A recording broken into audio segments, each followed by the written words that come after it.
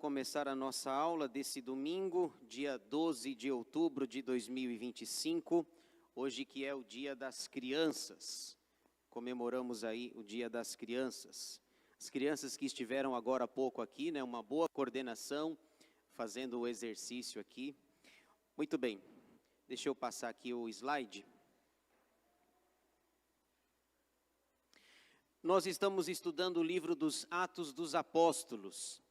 Demos uma parada por causa do congresso da EBD. A nossa última aula em Atos dos Apóstolos foi no dia 31 de agosto. Depois paramos por conta do nosso congresso e hoje retornamos. Abra sua Bíblia aí, por favor. O meu objetivo nessa manhã é estudar o capítulo 20.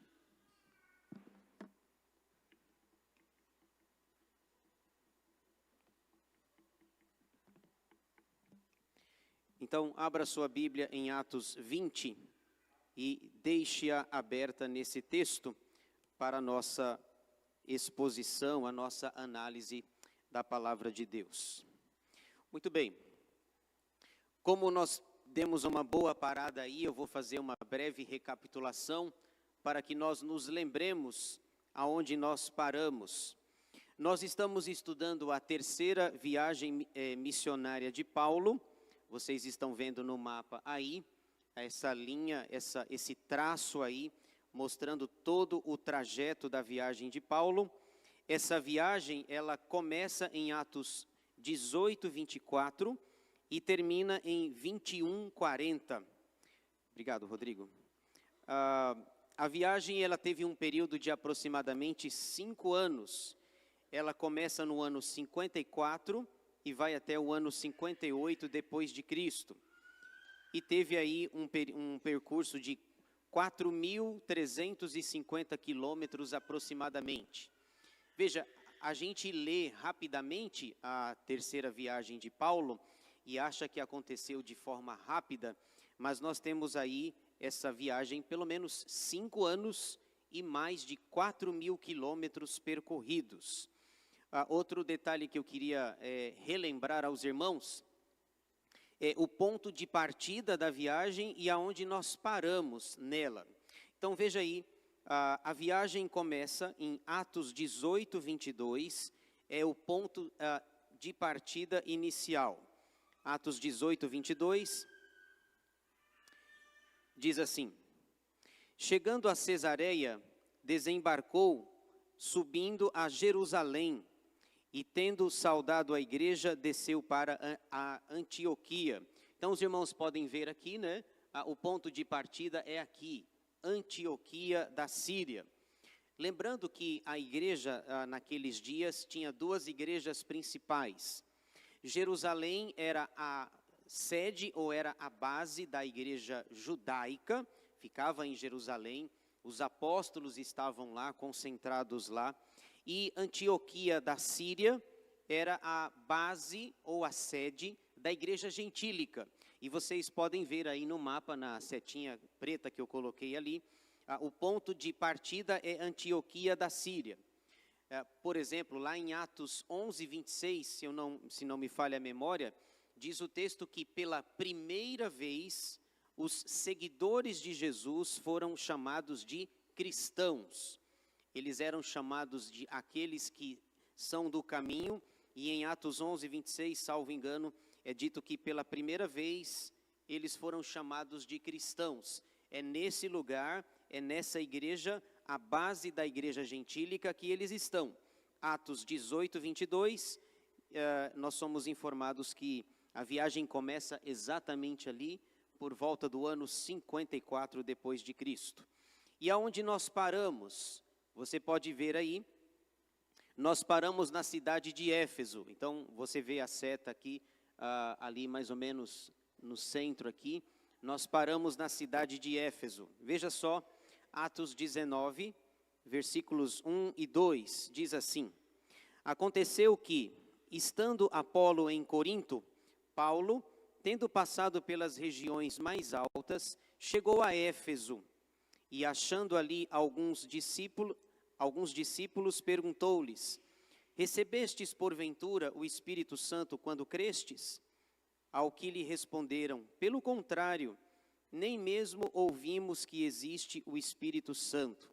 Então, foi aqui que nós paramos, na cidade de Éfeso. E depois Paulo vai embora, vai escrever uma carta que nós lemos até hoje. Carta de Paulo aos Efésios.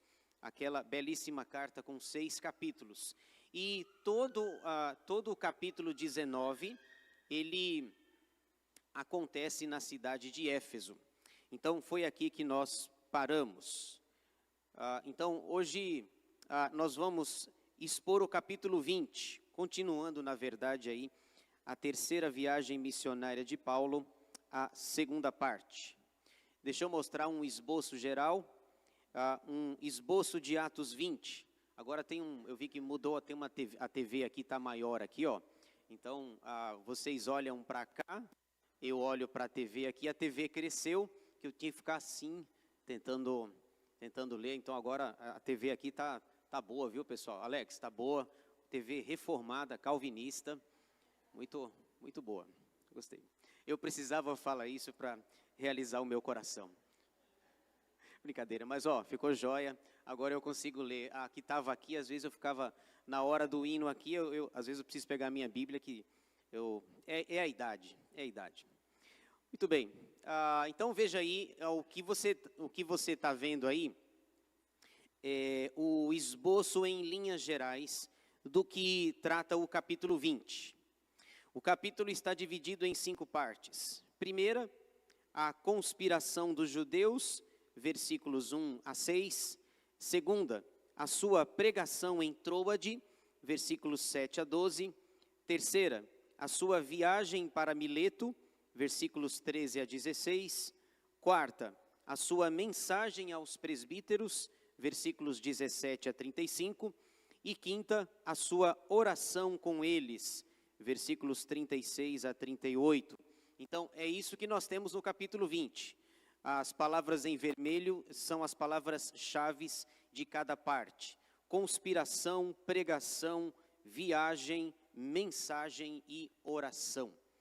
Esse é o assunto que a gente vai ver então nessa manhã. Vocês vão ver que é um capítulo muito rico, o capítulo 20.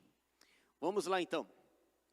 Primeira parte, Lucas descreve aí uma conspiração dos judeus contra os missionários. Versículos 1 a 6, acompanhe aí a leitura. Cessado o tumulto, Paulo mandou chamar os discípulos e, tendo-os confortado, despediu-se e partiu para a Macedônia. Então, deixa eu dizer 2 coisas iniciais aqui. A primeira é sobre essa questão do tumulto. Cessado o tumulto. Esse tumulto aconteceu no capítulo 19. Quando eles estavam na cidade de Éfeso, e um ourives chamado Demétrio, aparece no versículo 24, Atos 19, 24, um ourives chamado Demétrio causou uma certa confusão, porque os missionários estavam dizendo que os ídolos que eram produzidos na cidade de Éfeso, eles não eram deuses. Paulo e os companheiros de viagem estavam dizendo que isso não era Deus. O Deus verdadeiro não pode ser reduzido a ouro, a prata, a ídolos. Então, esses homens produziam nichos de Diana. E vale a pena dizer aqui, lá na cidade de Éfeso, ficava uma das 7 maravilhas do mundo antigo, o templo da Diana dos Efésios. Então era muito comum, era mais ou menos, por exemplo, hoje além de ser o dia das crianças, é o dia da padroeira do Brasil, certo? 12 de outubro é o dia da padroeira do Brasil. Nós conhecemos aqui a cidade de Aparecida do Norte, em que romeiros do Brasil inteiro vão até lá, e lá você pode comprar muitas coisas, nichos, fitinhas, imagens, ídolos, uma série de coisas, você vai lá e pode comprar lá em Aparecida. Aliás, hoje faz 30 anos que aquele bispo lá da Universal, 12 de outubro de 1995, o bispo Sérgio von Helder chutou a imagem lá em rede nacional, dizendo que aquilo não significava nada. Então, essa data é muito importante para o brasileiro, especialmente aquele de viés católico. Então, assim como acontece hoje em Aparecida do Norte, as pessoas compram lembrancinhas, aqui acontecia também. O Demétrio, ele se levanta e diz assim, olha, a gente trabalha com isso, a gente vive disso, desses artigos de fé. E Paulo e os missionários chegaram na cidade dizendo que isso não significa nada, mas todo mundo sabe que a Diana é adorada em todo mundo, pessoas do mundo inteiro vêm visitar o templo da Diana dos Efésios.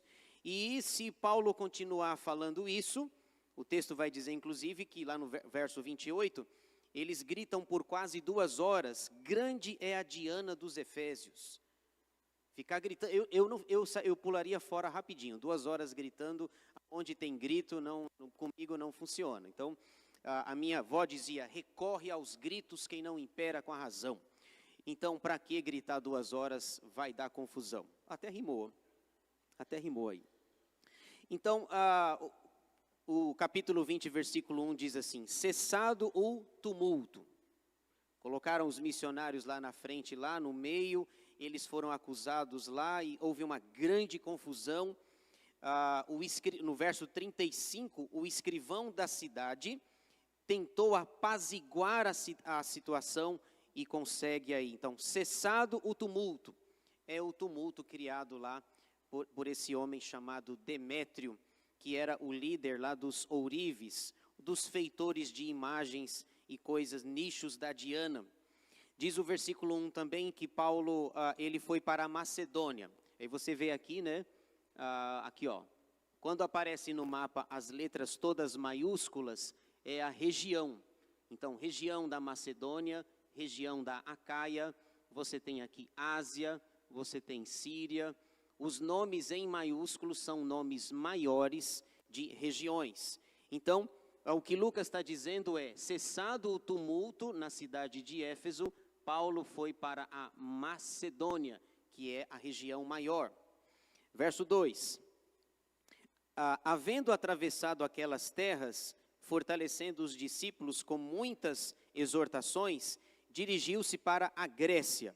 Onde está a Grécia? A Grécia está aqui, ó. A Grécia é a Acaia, um outro nome antigo para a Grécia, cuja capital é, nós sabemos hoje, né, Atenas. Atenas é uma cidade famosa, conhecida. Nós já tivemos 2 Olimpíadas da era moderna na cidade de Atenas. Os primeiros Jogos Olímpicos da modernidade foram realizados em Atenas, em 1896.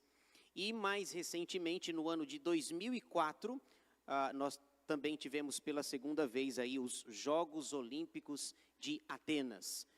1896 e 2004, os Jogos Olímpicos de Atenas. Aqui que é chamado de Acaia, hoje é a Grécia.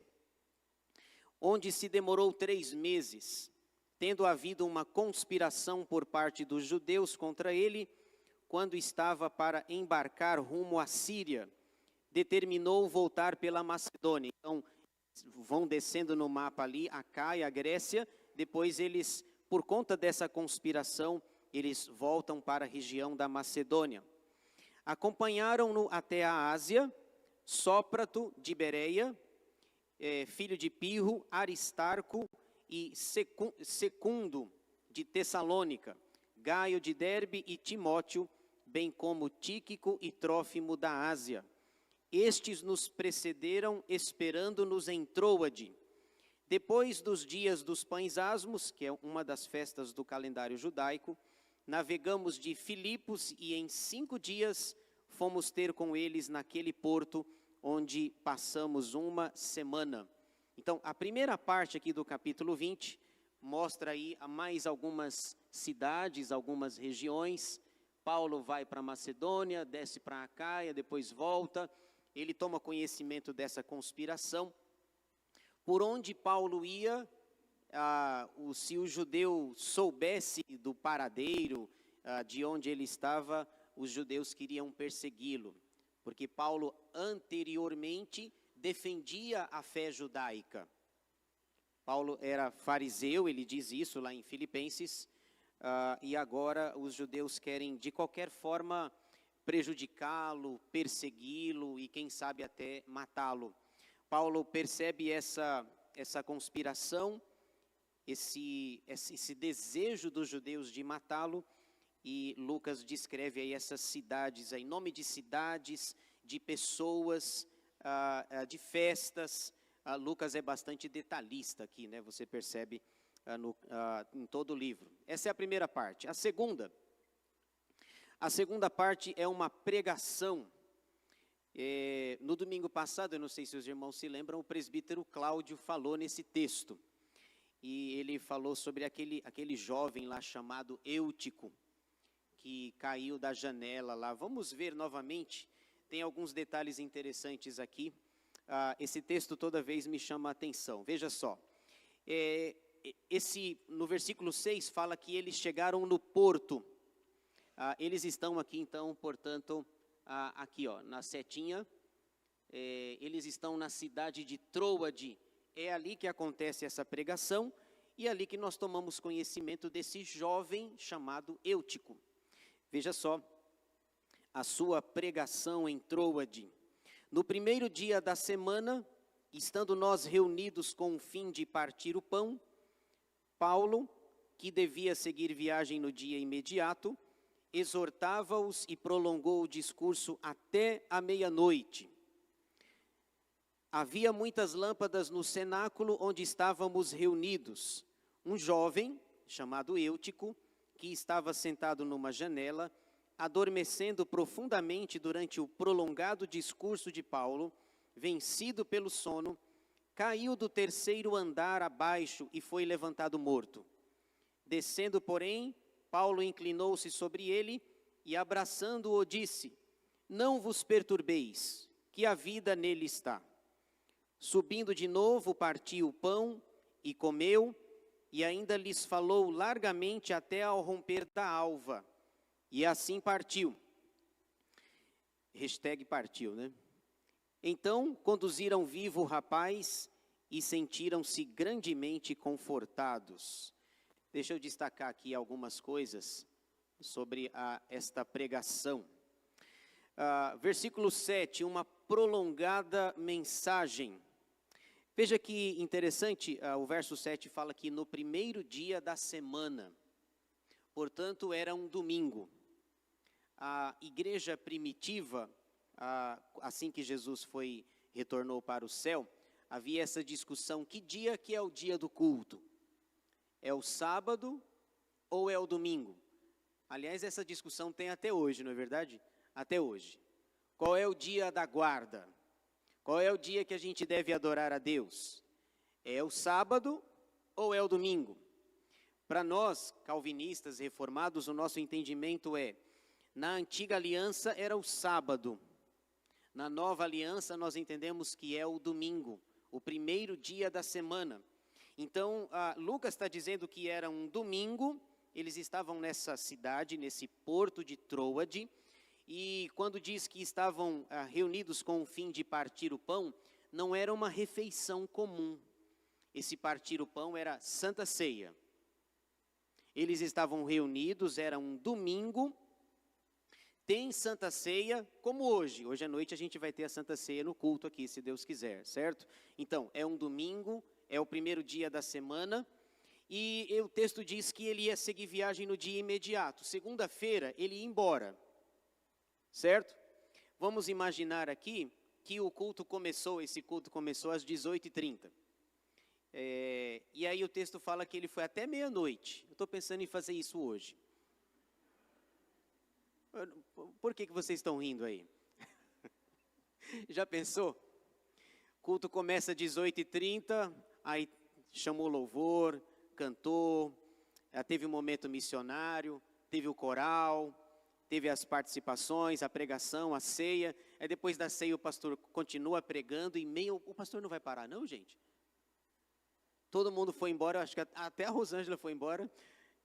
o Daniel deve ter ido também, até a meia-noite.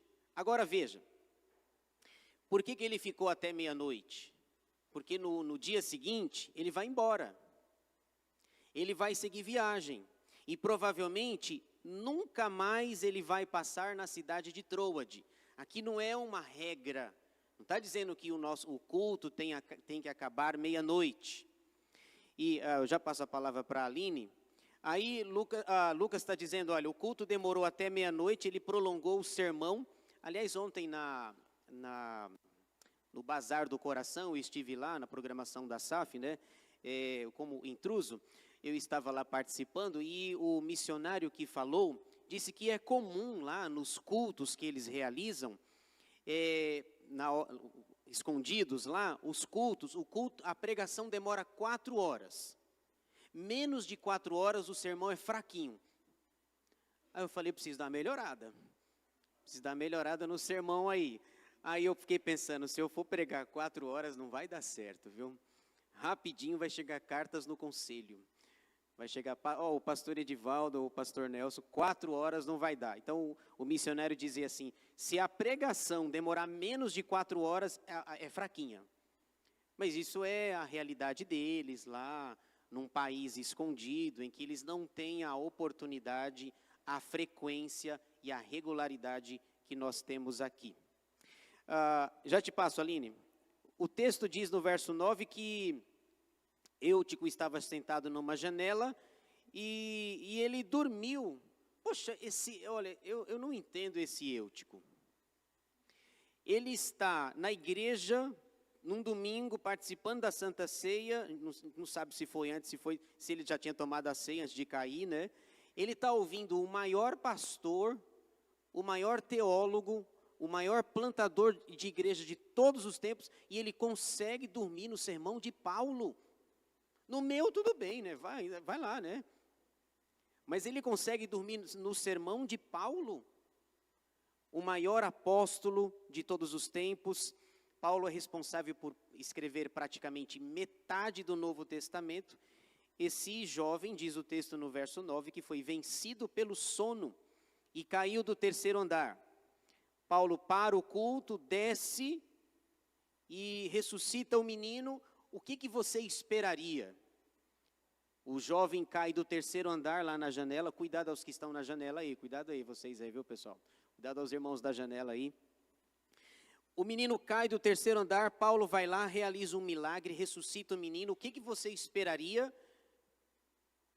Vai cada um para casa agora, não é? Depois desse susto tão grande, o menino caiu, morreu, ressuscitou, tem que dar água com açúcar para metade da igreja. Não, ainda falta o pão, ainda falta a cena. O primeiro água com açúcar, não é? Para acalmar o coração dessa gente. Se eu fosse Paulo, falou, gente, acabou. Vai cada um para sua casa, já deu, meia-noite. Eu já preguei até meia-noite, já me estiquei aqui na pregação. Vai cada um para sua casa, se acalmem, está tudo bem, o menino está bem, o Eutico está vivo. Não, ele chegou lá, ressuscitou o menino, trouxe todo mundo de volta, continuou pregando. Não deixa o menino ir para a janela lá. Não deixa ele voltar para a janela. E o texto diz que no verso 11, que ele foi até ao romper da alva. Ele foi até às 6 da manhã. O culto começou, 18h30, que é o nosso horário aqui. O que vocês acham, hein? 18h30, a gente vai até 6 da manhã. E aí vocês já tomam um banho e vão trabalhar. Já pensou? Não vai dar muito certo, né? Diga, Aline. Aline, deixa eu pegar Alguém leva aqui o microfone para a Aline, por gentileza? Deixa eu ver aqui. Daniel, por favor. Fala aqui, Aline, para que a sua voz vá para o mundo.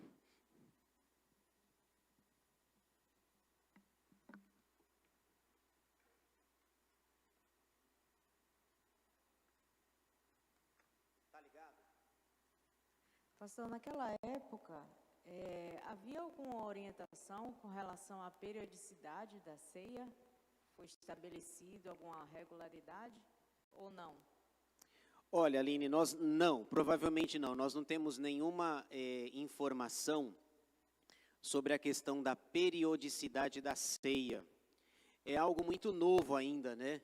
Faz pouco tempo que Jesus havia realizado a última ceia com os discípulos. Ele sofreu, morreu, ressuscitou, passou 40 dias. Nós estamos nos primeiros anos ainda do cristianismo. Não há essa orientação quando que deve ser a Santa Ceia, né? Essa periodicidade. A gente vê algumas coisas, né? Existem algumas possibilidades para isso, no decorrer do tempo. Por exemplo, tem igreja que celebra a ceia uma vez por mês, certo? Lá no Parque das Bandeiras, a nossa congregação é assim, uma vez por mês. A nossa igreja celebra 2 vezes por mês, certo? Hoje à noite, no segundo domingo, e no quarto domingo nós fazemos pela manhã. Por exemplo, João Calvino, o reformador que a gente tem muito apreço, defendia a ideia de que todo culto deveria ter ceia. Então, todo domingo tem a ceia. E nós temos também, por exemplo, a CCB, Congregação Cristã no Brasil, a ceia lá é anual.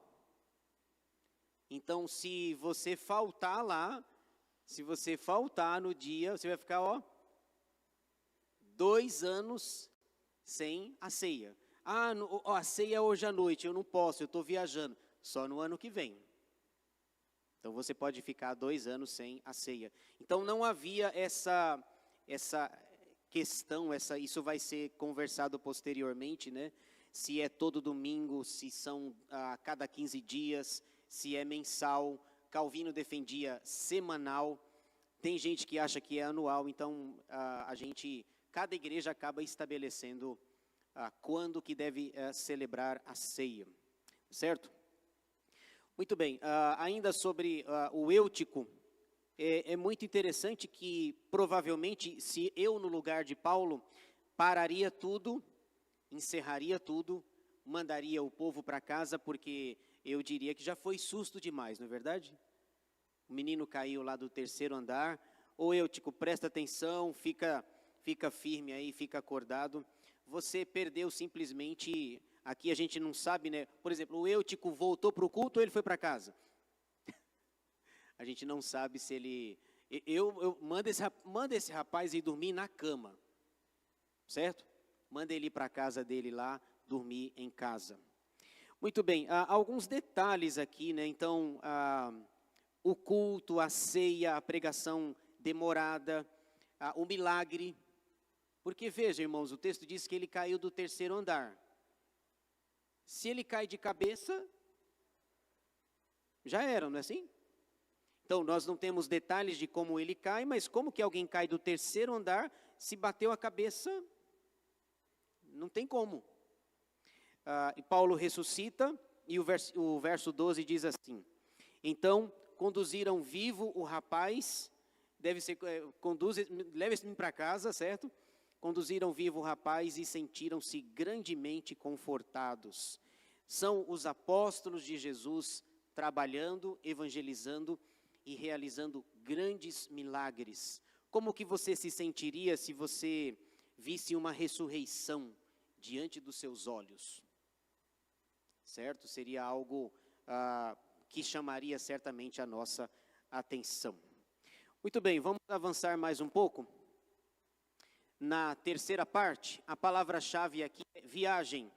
Eles continuam a viagem. Paulo pregou até por volta das 6 horas da manhã da segunda-feira, tomou um café reforçado e continua a viagem. Versículos 13 a 16, veja só.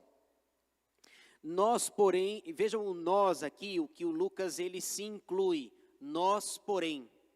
Então, o Lucas está nessa viagem também.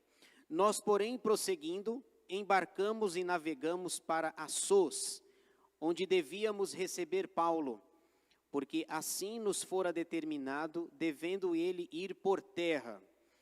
Quando se reuniu conosco em Assôs, recebemo-lo a bordo e fomos a Mitilene. Dali, navegando, no dia seguinte, passamos defronte de Quios. No dia imediato, tocamos em Samos e um dia depois chegamos a Mileto. Então, Então, vocês percebem no mapa que algumas cidades aparecem no mapa, outras não. E aqui você tem, aparece Assos, que é citado no texto, e a questão aqui vai acontecer na cidade de Mileto. Então, o verso 15 diz, e um dia depois chegamos a Mileto, porque Paulo já havia determinado não aportar em Éfeso, não querendo demorar-se na Ásia, porquanto se apressava com o intuito de passar o dia de Pentecostes em Jerusalém, caso lhe fosse possível. Então, veja, aqui na cidade de Mileto, não sei se todo mundo dá para ver, aqui tem Éfeso, um pouquinho mais acima. Ele vai chamar os presbíteros da igreja para conversar. Ele está em Mileto, a distância, eu dei uma pesquisada, a distância entre Mileto e Éfeso, que Éfeso lá no capítulo 19 é a cidade do tumulto, aonde Demétrio criou toda aquela confusão. A distância entre Mileto e Éfeso é aproximadamente 50 quilômetros. Então é mais ou menos como daqui para Itanhaém.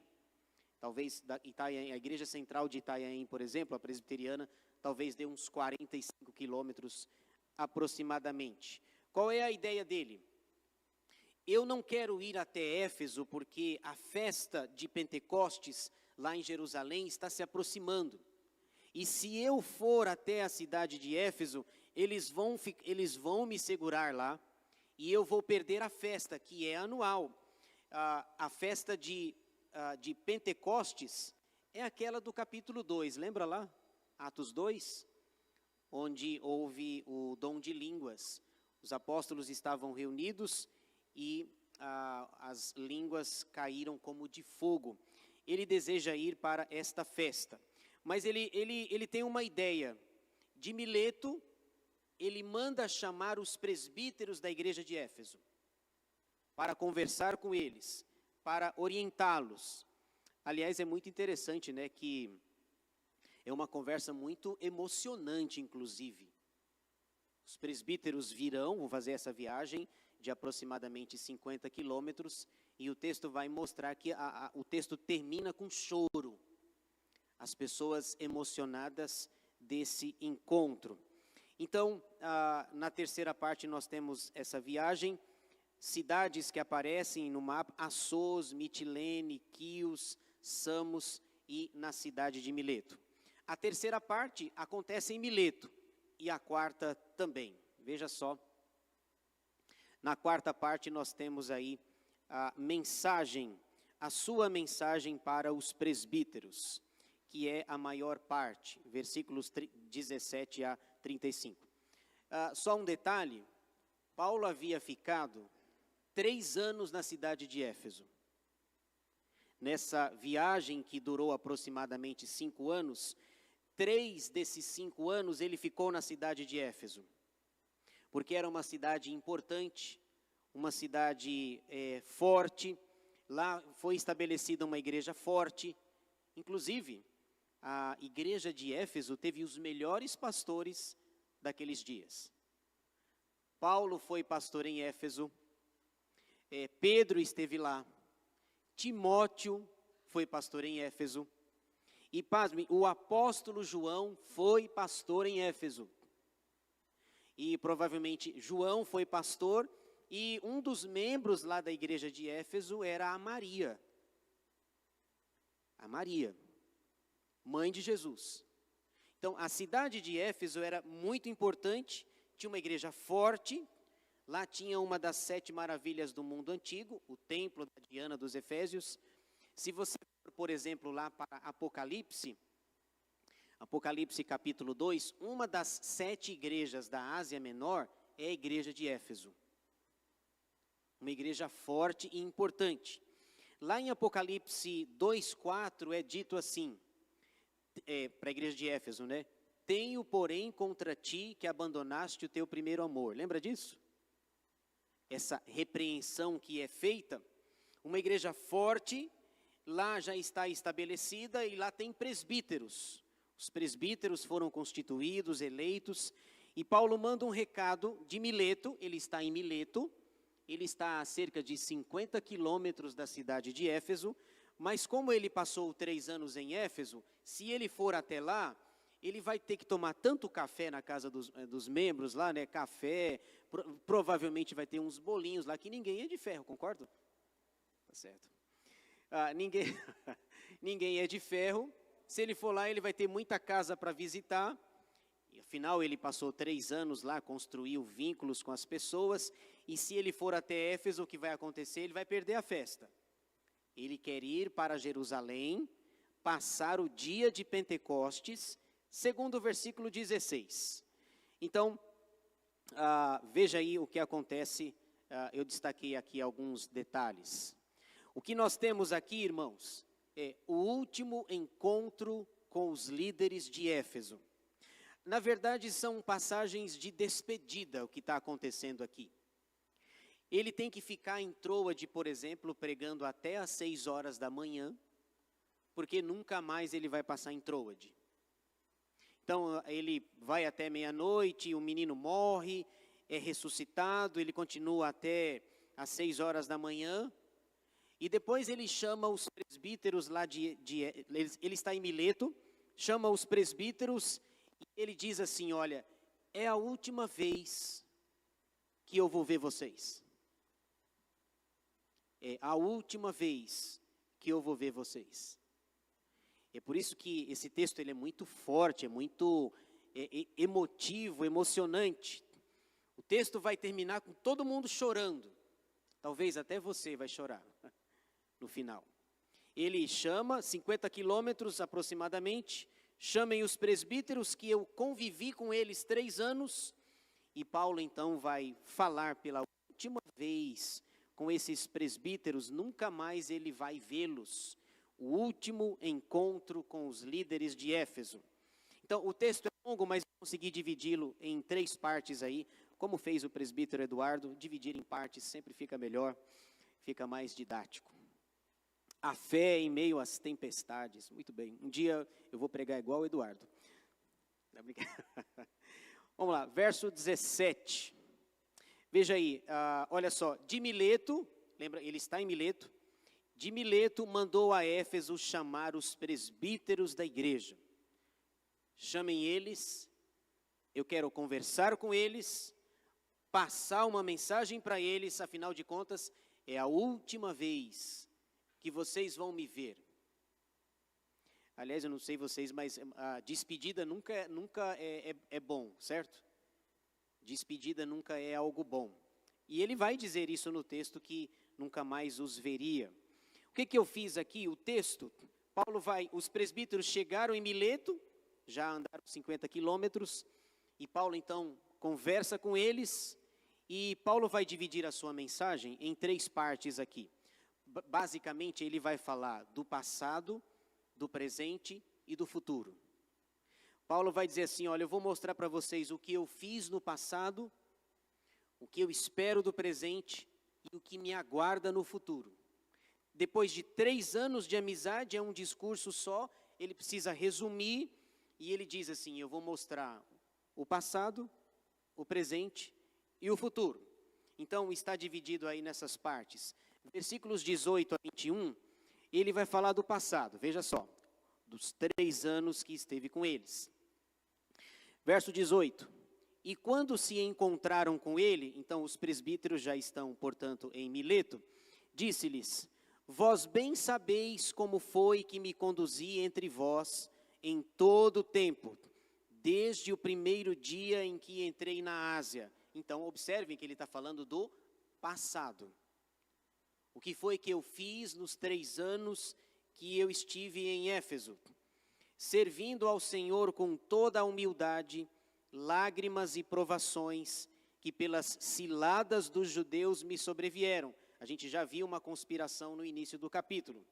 Jamais deixando de vos anunciar coisa alguma proveitosa e de vô-lo ensinar publicamente e também de casa em casa, testificando tanto a judeus como a gregos o arrependimento para com Deus e a fé em nosso Senhor Jesus Cristo. Então, ele chama os presbíteros e a primeira coisa que ele diz é, vocês sabem do que eu fiz.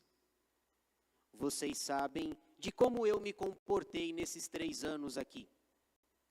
Do meu trabalho, de noite, de dia, publicamente, de casa em casa, pregando aos judeus, pregando aos gentios.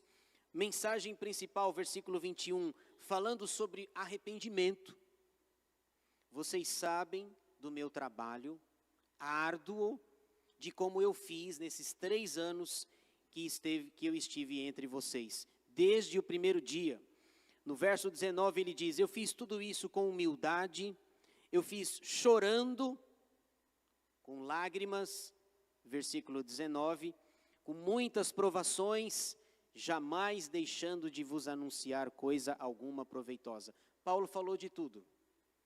Paulo expôs as Escrituras, falou de Jesus, anunciou o reino de Deus. Então vocês sabem o que foi que eu fiz durante 3 anos.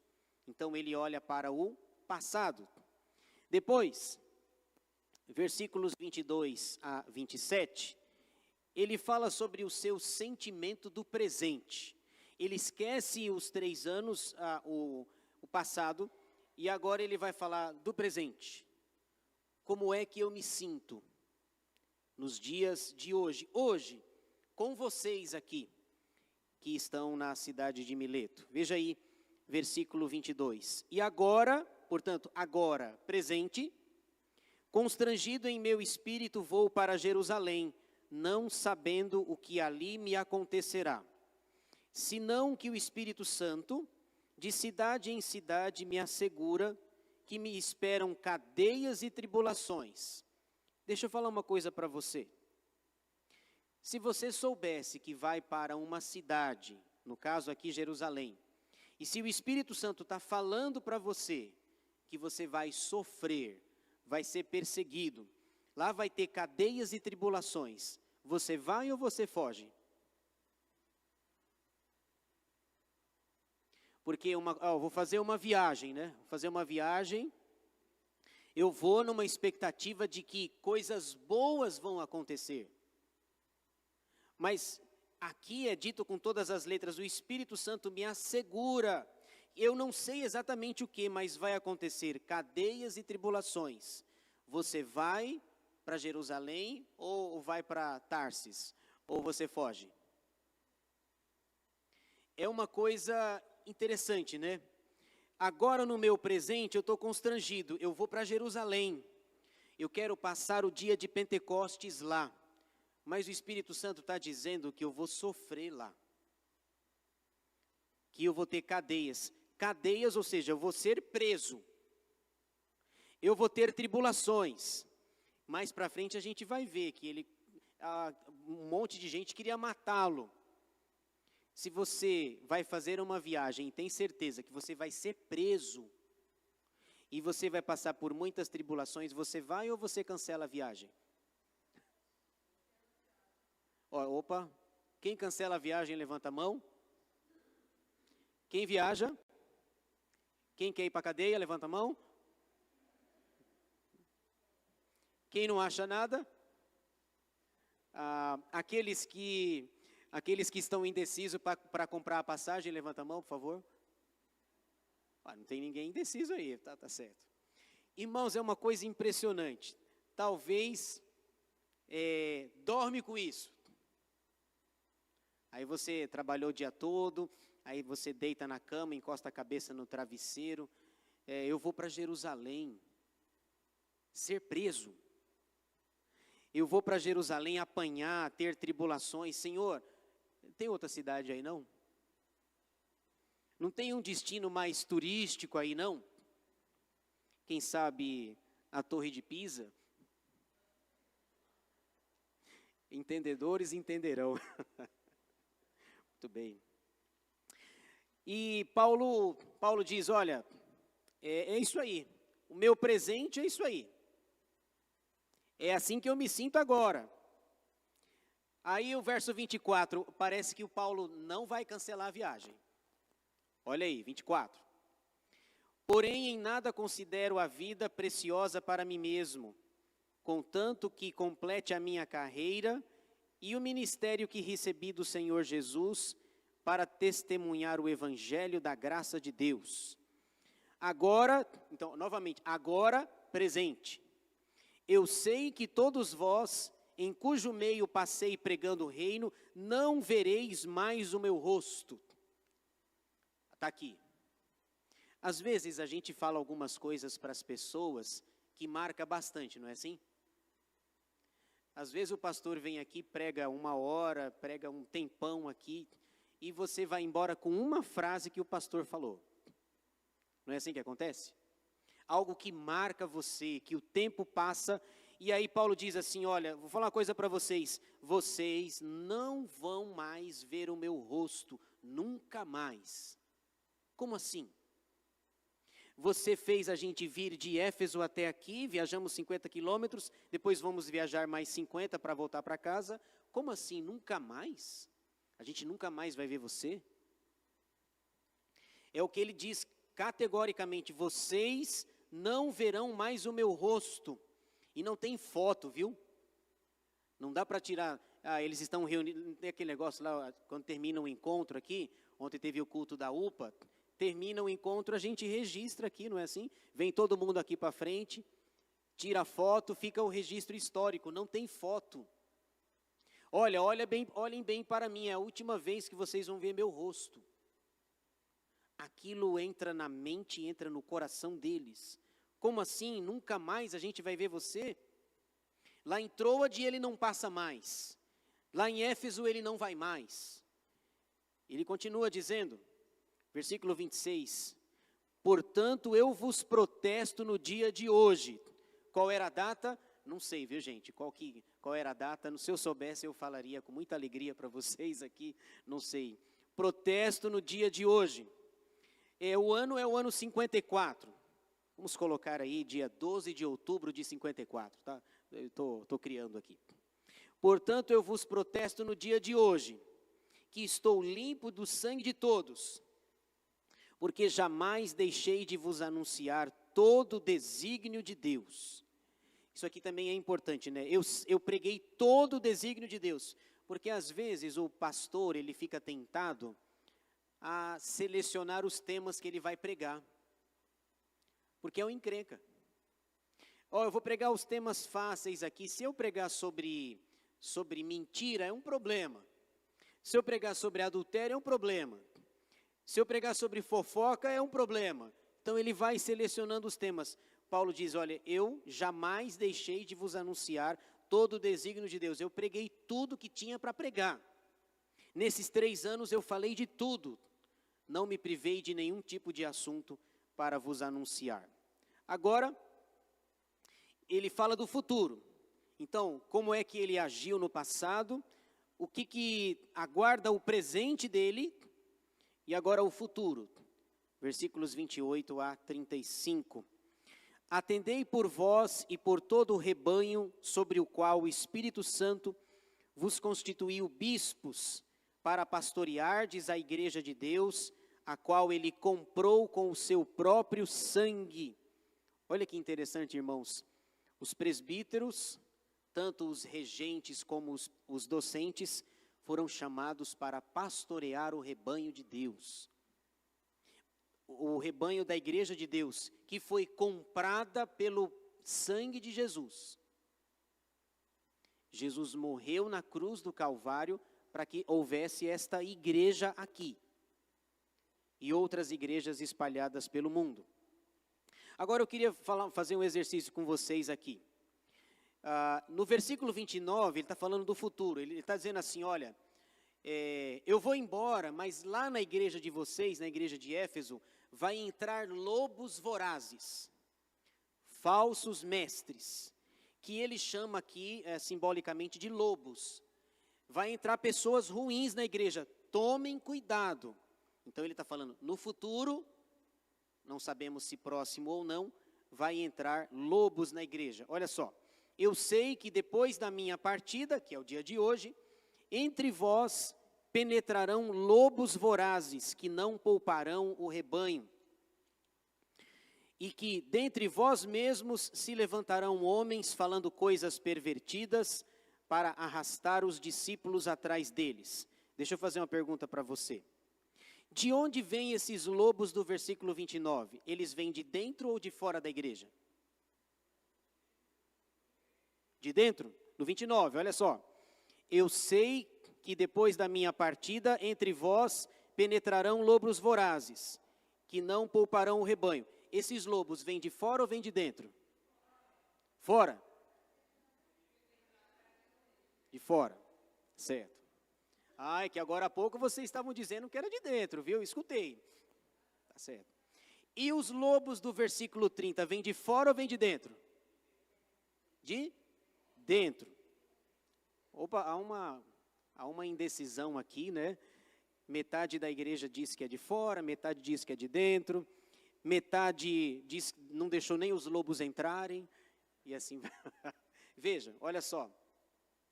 Ó, como é sutil aqui no versículo 29, esses lobos vêm de fora. Entre vós penetrarão lobos vorazes. No versículo 30, esses lobos vêm de dentro. E que dentre vós mesmos, olha o que Paulo está dizendo, o que aguarda, o futuro que aguarda lá na igreja de Éfeso vem lobo de fora e lobo de dentro. Tomem cuidado. Agora veja, irmãos, lobo vir de fora, a gente até releva, a gente entende, né? Ele, afinal, veio de fora. Agora veja, o que nos choca e o que nos escandaliza é quando o lobo vem de dentro. O lobo, Paulo está dizendo assim, olha, os lobos virão gente que é da igreja de Éfeso, que é membro da igreja de Éfeso, que vocês foram chamados para pastorear. Lobos que vêm de dentro. E aí a gente se choca, né? Mas como assim o irmão lá? Eu ia falar Antônio, mas eu ia me comprometer aqui, né? Que tem um Antônio na igreja. Pegar um nome assim aleatório. Como o irmão Antônio e tal. Lá fora o Antônio me pega, né? Tem um Antônio aqui. O irmão Frederico. Tem algum Frederico aqui? Não, né? Frederico anuncia o primeiro sinal aí. O Frederico caminhava com a gente, estava com a gente, mas agora, na verdade, ele se revelou um lobo. E deixa eu dar um exemplo rápido para vocês. No grupo de Jesus, tinha um lobo, não tinha? Veja, a gente lê os evangelhos, você já conhece toda a história, né? Mateus, Marcos, Lucas e João. Você já conhece, você sabe quem é o traidor. Agora você imagina caminhar com alguém 3 anos, que é o meu tempo semelhante aqui, 3 anos, e Jesus guarda a informação para o final, né? É a gente que sabe que Judas é o traidor, mas os discípulos lá não sabiam. Aliás, eu sempre falo, né? Você quer entender melhor a Bíblia? Coloque a sua cabeça ali, como se você estivesse vivendo aquele momento. O texto vai ganhar uma força muito grande. De repente, Jesus no final do ministério diz assim, olha, um de vocês vai me trair. Imagina o choque. Sou eu? Sou eu, Senhor? E todos começam a perguntar, ficar tristes. E o pior, o Judas era o tesoureiro do grupo, não era? O tesoureiro, olha, o caixa 2 é um negócio antigo, viu? Aí você acha que é algo de hoje aqui, né? No grupo de Jesus, ele metia a mão na bolsa, caixa 2, no colégio apostólico. Ele era o tesoureiro, geralmente o tesoureiro é o homem de confiança. Ele cuida do tesouro, ele cuida do dinheiro. E aí então, no final, você fica sabendo que Judas, na verdade, foi um traidor. Aliás, Judas tem um nome belíssimo, belíssimo. Mas nenhum pai, nenhuma mãe coloca mais o nome de Judas, por causa dele. Judas é Judas no grego e Judá no hebraico. É o mesmo nome de Judá, do 4º filho de Jacó. A palavra Judas significa louvor. um nome belíssimo, estragado por ele. Você teria coragem de colocar, qual é o seu filho? Vem aqui e tal, vamos batizar a criancinha aqui e tal. Vem aqui, Judas. Você vai fazer isso? Caramba, está todo mundo aqui, o pastor Nelson e eu passando apuros aqui na frente, aqui, né? E a igreja inteira pensando, caramba, os pais colocaram o nome de Judas no menino. Vai sofrer bullying na escola, vai sofrer um monte de coisas. Um belíssimo nome, estragado por causa do original lá. Judá é louvor, Judas é louvor. Era muito comum esse nome, até Judas. Tá certo? Então Paulo diz assim, dentre vós, no meio de vocês, vai aparecer lobo de fora e lobo de dentro. Quando? No futuro. Verso 31. Portanto, vigiai, lembrando-vos de que por 3 anos, noite e dia, parece a igreja de Praia Grande aqui, tem programação todo dia lá, vocês viram? Todo dia. Só de segunda que ainda não tem, mas alguns querem colocar, mas a gente é contra, tá? A gente é contra de segunda-feira, tá? Portanto, vigiai, lembrando-vos de que por 3 anos, noite e dia, não cessei de admoestar com lágrimas a cada um.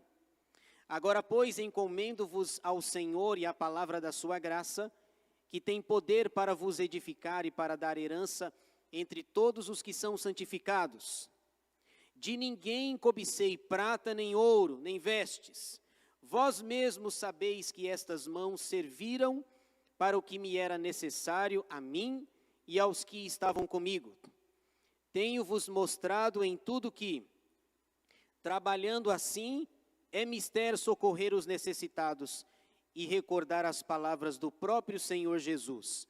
Mas mais bem-aventurado é dar que receber. Olha que interessante, né? Essa frase aqui, mais bem-aventurado é dar do que receber, a gente acha exatamente o contrário, já percebeu?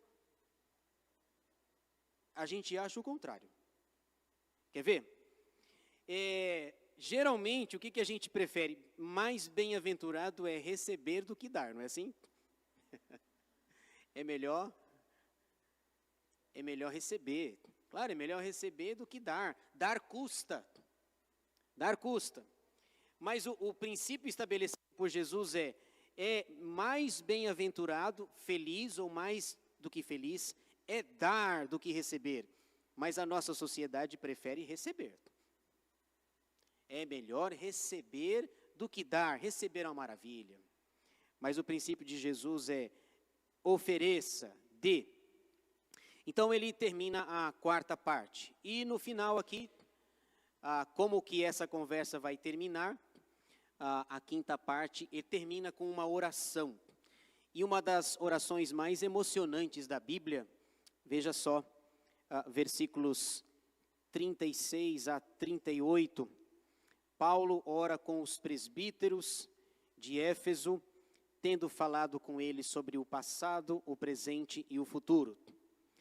Tendo dito estas coisas, ajoelhando-se, orou com todos eles. Então, houve grande pranto entre todos, e abraçando afetuosamente a Paulo, o beijavam, entristecidos especialmente pela palavra que ele dissera, que não mais veriam o seu rosto, e acompanharam-no até ao navio. Cena emocionante. Verso 36, eles se ajoelham, depois de ter falado tudo o que falou, eles estão na praia, né? Eles vão tomar o navio para seguir viagem, todo mundo de joelho, orando. E não é só uma oração, é uma despedida. Está todo mundo triste, porque o que ficou na cabeça deles? Vocês nunca mais vão ver o meu rosto. Nunca mais. Vão voltar para a igreja de Éfeso, vão ter que ficar espertos sobre os lobos que vêm de fora, os lobos que vêm de dentro. E o texto no verso 37 diz que houve grande pranto, um choro assim que não dá nem para medir, né? Todo mundo chorando, pranteando. Se você se despede de alguém, você chora? Claro. Você pranteia? Claro. E se você ouviu da pessoa que nunca mais você vai vê-la, não tem foto, não tem lembrança, eles vão ficar com aquelas palavras de Paulo, falando do passado, do presente, do futuro, ruminando na sua cabeça. Então, houve grande pranto entre todos e abraçando afetuosamente a Paulo, o beijavam, entristecidos especialmente pela palavra que ele dissera, que não mais veriam seu rosto, e acompanharam-no até ao navio. Irmãos, despedida é algo muito complicado, muito difícil. Eu me lembro, por exemplo, quando eu vim aqui para a Praia Grande, eu morei cerca de 30 anos lá na Zona Leste, lá como os irmãos sabem. E quando a gente veio para cá, o Daniel passou quase 12 anos da vida dele indo na casa da mãe Joana. Todo final de semana, sexta-feira depois da escola, ele saía da escola, a mala dele já estava pronta, e eu pegava ele na escola, deixava ele na minha mãe, e ele ficava lá até domingo, de sexta-feira até domingo à noite. Lá, fazendo de tudo. Mãe, pode proibir aí. Minha mãe falava, deixa o bichinho. Eu ouvia muito isso. E quando eu chegava no domingo à noite para buscá-lo, aí ele me via às vezes, meu papai está chegando. E eu nem brinquei ainda. Caramba, deixei você na sexta. Não, pai, foi aquela história toda lá. Ficava triste. Aí eu falei, semana que vem tem mais. Semana que vem você volta. 12 anos fazendo isso. Aí nós viemos para cá, era uma quarta-feira. Cheguei aqui numa quarta-feira. E aí, na sexta-feira, ele ia para lá, não é isso? Chegamos na quarta-feira. Na sexta-feira, minha mãe chorou muito. Porque nós chegamos na quarta, quinta, sexta, é a primeira vez em 12 anos que ele não vem para cá. Chorou e lembrou, mas o quê, 12 anos indo para cá, etc, como se o mundo fosse acabar. E o cantinho dele lá, nossa, foi a sexta mais traumática. Porque ele ficava lá 12 anos indo lá. E minha mãe, e não era a última vez que minha mãe iria vê-lo. Hoje tem celular, faz um vídeo chamada, não é assim? Aliás, você está lá no Japão, faz uma ligação de vídeo chamada, a pessoa está aqui, parece que ela está do outro lado, né? Mas você tem que pegar um avião e rodar 24 horas, você está do outro lado do mundo, mas você está aqui. E ela falou, mãe, de vez em quando eu tenho que levar o bichinho lá, né? Tem que levar o bichinho. E não era a última vez. Ela já ouviu várias vezes. Imagina aqui. Vocês nunca mais vão me ver. Eles choram, eles se despedem. Paulo está calculando o tempo lá. Eu preciso ir para Jerusalém, participar da festa de Pentecostes. Mesmo que o Espírito Santo tenha me dito que eu vou ser preso, que vai ter tribulações, mas eu estou fazendo a vontade de Deus, estou no centro da vontade de Deus. Se o Espírito Santo diz que é para eu ir para lá, eu vou para lá, mesmo que eu não tenha vida fácil. Uma oração emocionante, todo mundo chorando, pranteando, beijando, se despedindo, coloca ele no navio e semana que vem a gente continua essa viagem.